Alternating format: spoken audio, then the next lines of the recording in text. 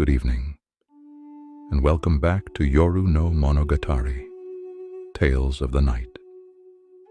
I am glad you have returned. The night is long, and there are many stories yet to tell.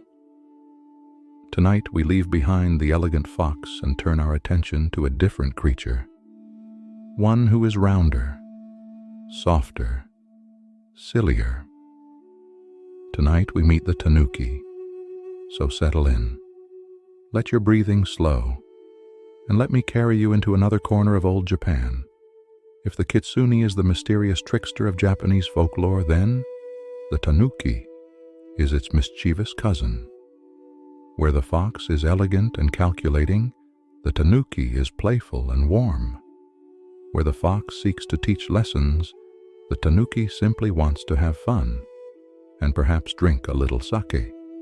The Tanuki is a real animal, what the West calls a raccoon dog. It looks something like a small, pudgy raccoon with soft brown fur and dark markings around its eyes. In the wild, Tanuki are shy creatures who live in forests and mountains, coming out at night to forage for food.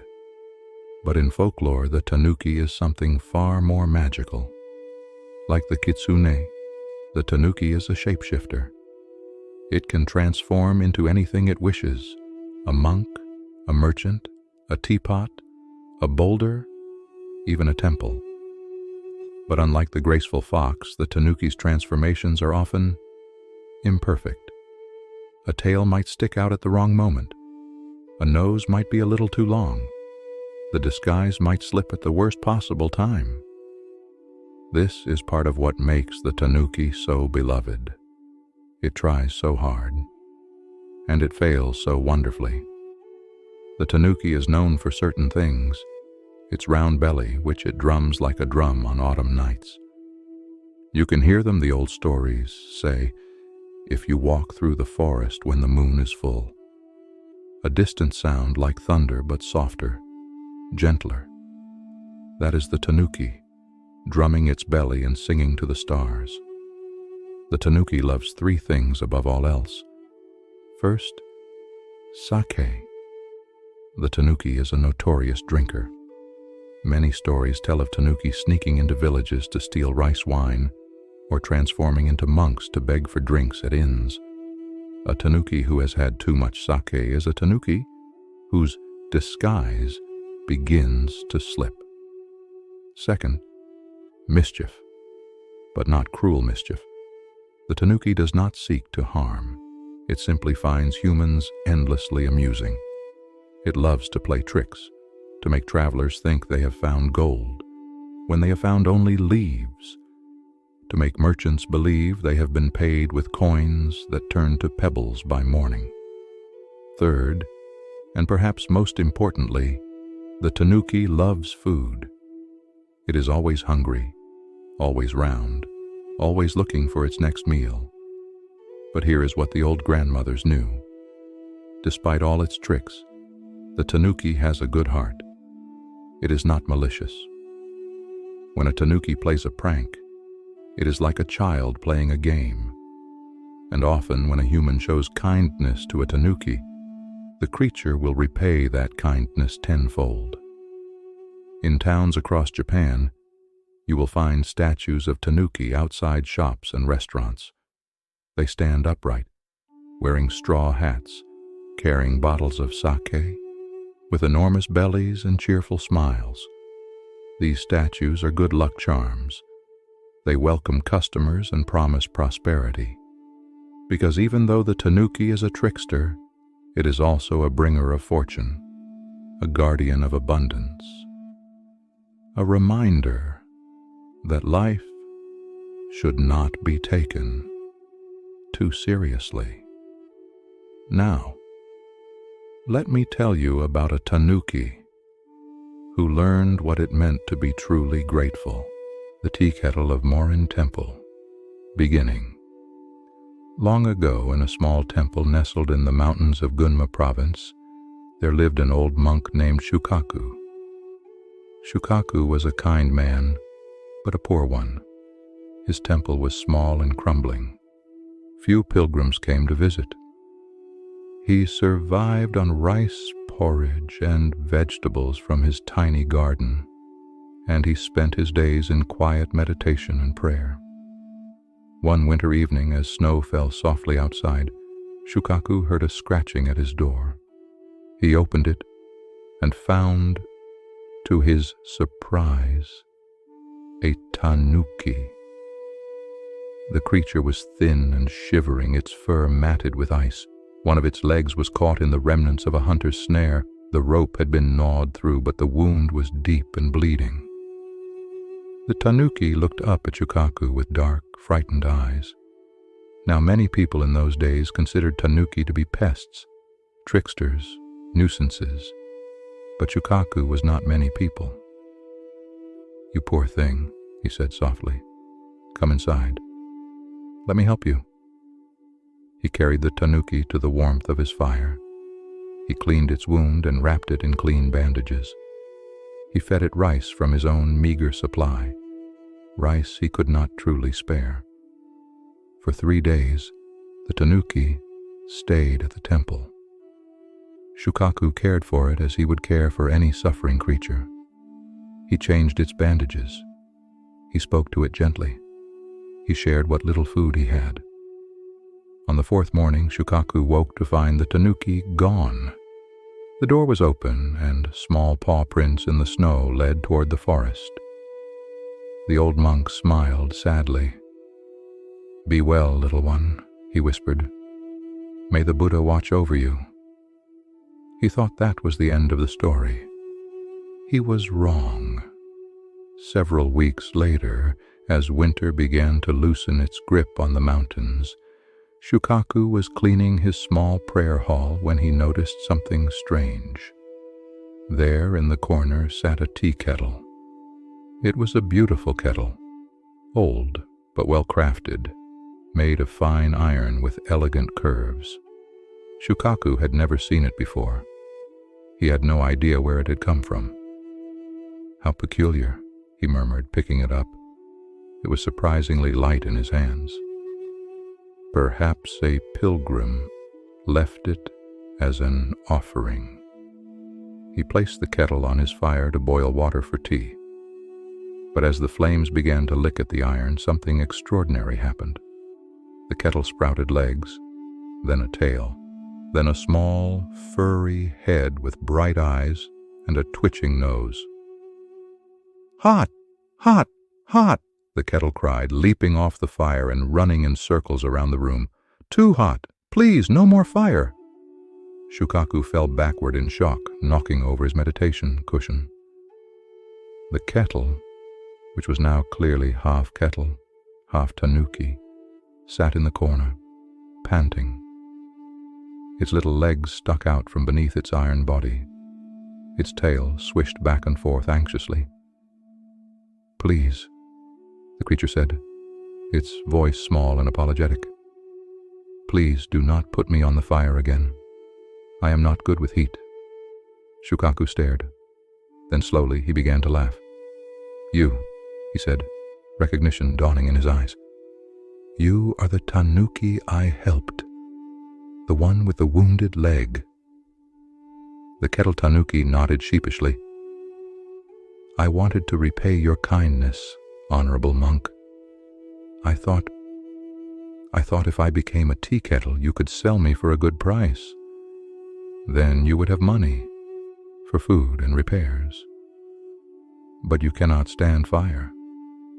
"I did not think of that part," the Tanuki admitted. Shukaku laughed again, a warm, genuine laugh that filled the small temple. It had been a long time since he had laughed like that. "What is your name, little one?" "I am called Bunbuku," the Tanuki said, bowing as best a half-kettle could bow. "Well, Bunbuku," Shukaku said, "we will have to think of another way." As it turned out, Bunbuku the Tanuki had many talents beyond becoming a tea kettle. The creature could walk on a tightrope. It could juggle. It could dance and sing and do acrobatic flips that made even the grumpiest traveler smile. I have spent many years watching humans, Bunbuku explained. I learned from circus performers who once camped near my forest. I always wanted to try, but I never had a reason to perform. Shukaku stroked his chin thoughtfully. Perhaps, he said slowly, we could put on a show. And so they did. Word spread through the mountain villages of a miraculous tea kettle at Morin Temple, a kettle that could transform and perform incredible feats. Curious travelers began to arrive, paying a few coins each to witness the spectacle. Bunbuku gave everything to the performances. The Tanuki would start as an ordinary kettle, sitting quietly by the fire, though never too close. Then, as the audience watched in amazement, it would sprout its legs and tail, leap into the air, and begin its show. It walked across ropes strung between the temple pillars. It juggled pine cones and stones. It danced to music that seemed to come from nowhere, though, if you listened carefully, you could hear Bunbuku humming a cheerful tune. The audiences loved it. They laughed and clapped and threw coins into a wooden box by the door. Shukaku used the money wisely. He repaired the temple roof. He bought warm blankets for the winter. He purchased rice and vegetables, and for the first time in years, he had enough to eat.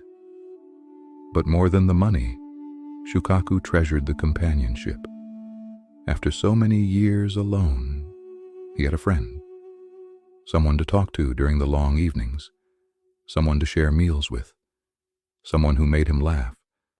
Bunbuku, too, had found something precious, a home, a purpose, someone who saw past the tricks and the transformations to the heart beneath.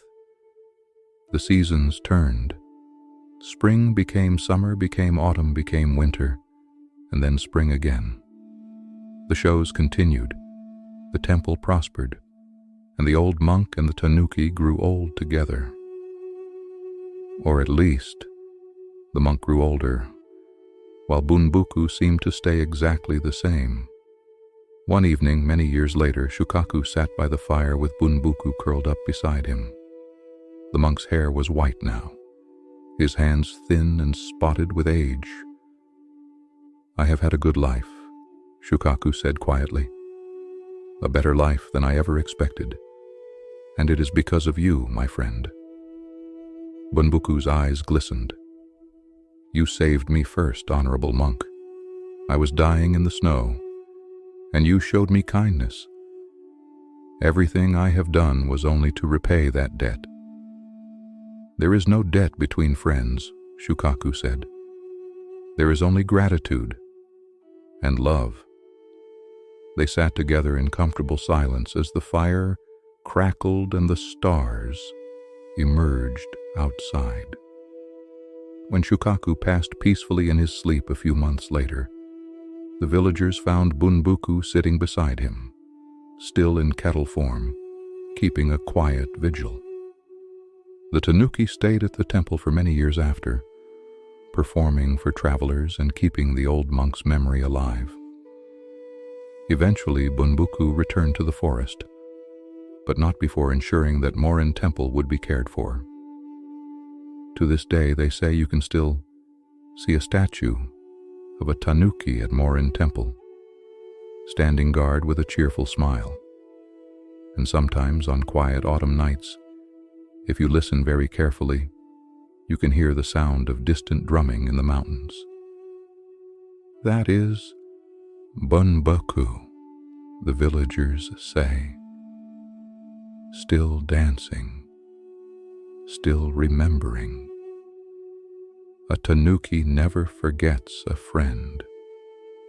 The Tanuki and the sake merchant. In a village at the foot of Mount Tsukuba, there lived a sake merchant named Heihachi. Heihachi was known for two things: the quality of his rice wine and his extreme suspicion of anyone who tried to pay with unfamiliar coins. He He had been tricked once, years ago, by a traveling con man, and he had never forgotten the humiliation. "I can spot a fake coin from across the room," he would boast to anyone who would listen. "No one fools Heihachi twice." Now, in the forest above the village there lived a Tanuki named Gonpachi. Gonpachi was young as Tanuki go, perhaps only 50 or 60 years old. He was round and cheerful, with a great love of two things, mischief and sake. Unfortunately, Tanuki do not have money, and sake costs money. This was a problem Gonpachi thought about often. One autumn evening, as the moon rose fat and golden over the mountain, Gonpachi had an idea. A wonderful, terrible, absolutely foolish idea. "I will transform leaves into gold coins," he said to himself, his tail wagging with excitement. "I will go to the village, buy all the sake I can carry, and return to the forest before anyone notices." It was not, perhaps, the most ethical plan, but Gonpachi was young and hungry and very, very thirsty. He gathered the finest maple leaves he could find, red and gold, crisp and perfect. He concentrated very hard, scrunching up his face with effort, and slowly the leaves began to shimmer and change. When he opened his eyes, he held a pouch full of gleaming gold coins. "Perfect," Gonpachi said, admiring his work. "Absolutely perfect." He transformed himself into a traveling merchant, a portly fellow with a kind face and expensive robes. He practiced his human walk, which was not easy for a creature with 4 legs. He cleared his throat and tried out his human voice.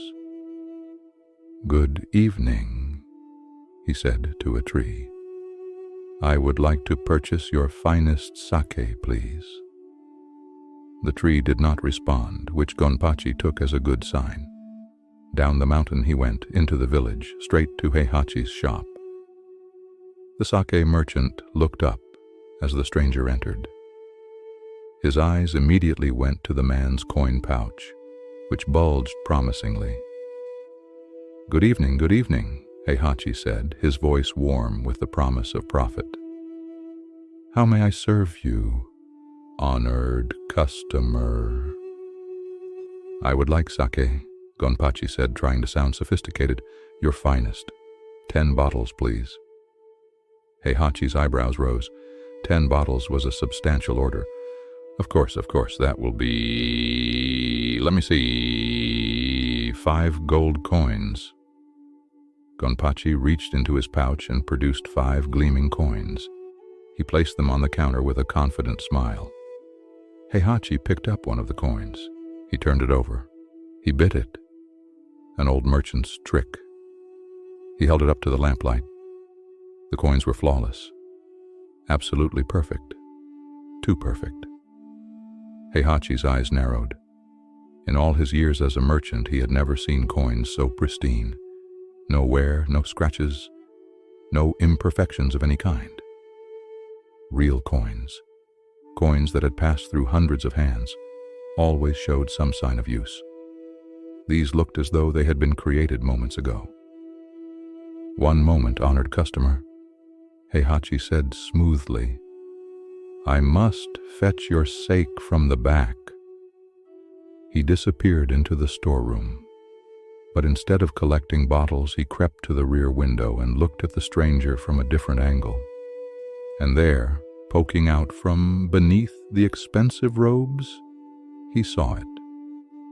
A tail. A fat, furry, distinctly non-human tail. Heihachi smiled grimly. "A tanuki," he whispered. "I knew it." Heihachi returned to the front of the shop, carrying 10 bottles of sake and wearing his friendliest smile. "Here you are, honored customer. 10 bottles of my finest." Gonpachi's eyes went wide with delight. "Wonderful. Thank you." He gathered the bottles in his arms, bowed politely, and hurried toward the door. "Oh, one more thing," Heihachi called after him. Gonpachi paused. Yes? Heihachi held up the 5 gold coins. I prefer to let my payments mature before I spend them. I find that fake coins have a way of revealing themselves by morning. The color drained from Gonpachi's face. I do not know what you mean, he stammered. Those are real coins, completely real. Of course they are. Then you will not mind if I keep them until tomorrow. You can return for your change in the morning.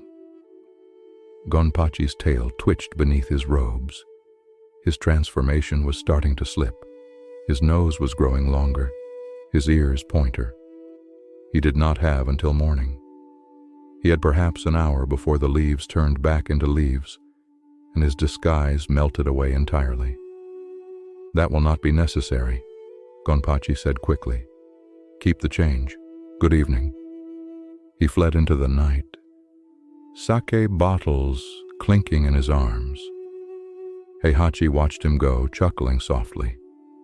Then he looked down at the 5 gold coins in his hand. As the minutes passed, they began to shimmer, to fade, to curl at the edges. By midnight, they were nothing but maple leaves. Heihachi laughed and laughed. He had not been fooled, not really. And somewhere in the forest, a young Tanuki was learning an important lesson about the limits of magic. But here is the twist of the tale. Gonpachi felt terrible about what he had done. The sake was delicious, yes, but it sat heavy in his stomach, soured by guilt. Over the following weeks, the Tanuki began to sneak into the village at night. Not to cause mischief, but to help. He swept the steps of Heihachi's shop. He chased away the mice that nibbled at the rice stores. He left small gifts, wild mushrooms, fresh herbs, a particularly beautiful stone. Heihachi noticed these mysterious kindnesses, and though he never saw who was responsible, he had his suspicions.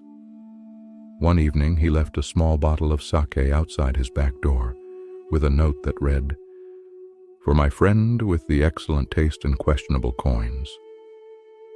By morning the bottle was empty, and in its place was a single perfect maple leaf, pressed flat and preserved as if it had been dipped in gold. Real gold this time. Sometimes the best friendships begin with mischief, and sometimes a lesson learned becomes a bond that lasts a lifetime. Heihachi kept that golden leaf until the day he died, and Gonpachi, older and wiser, never tried to pass fake coins again. Well, almost never. The drums of the autumn moon. There was once a girl named Saki who could not sleep. She was 8 years old, with curious eyes and a mind that never stopped spinning. Every night she would lie in her futon, staring at the ceiling, her thoughts chasing each other like leaves in the wind. Her mother tried warm milk. Her father tried stories. Her grandmother tried ancient songs passed down through generations. Nothing worked. Saki would lie awake for hours, listening to the sounds of the night, the creaking of the old house, the whisper of wind through the pine trees, the distant call of an owl. And sometimes, rarely but sometimes, she heard something else, a sound like distant thunder, but softer, more rhythmic. Pom, pom, pom, pom. What is that sound? Saki asked her grandmother one morning. Her grandmother smiled, the wrinkles around her eyes deepening with old memory. That, she said, is the Tanuki. They gather on autumn nights when the moon is full, and they drum their bellies and sing to the stars. Why do they drum? To celebrate, to give thanks, to remind the world that magic still exists, even in the darkest hours. Saki thought about this for a long time. That autumn, on the night of the full moon, she made a decision. She waited until her parents were asleep. Then she slipped out of her futon, padded to the door, and stepped into the silver darkness. The world outside was transformed. The moon hung enormous in the sky, so bright it cast shadows. The trees swayed gently, their leaves rustling with secrets. The air smelled of earth and pine and something older, something wild. Saki listened. At first there was only silence, the ordinary silence of night. But then, pom, pom, pom, pom. The sound was coming from the forest at the edge of the village. Saki's heart beat faster, but not with fear, with wonder. She followed the sound. The path wound through the trees, silver and shadow alternating beneath her bare feet. The drumming grew louder, closer.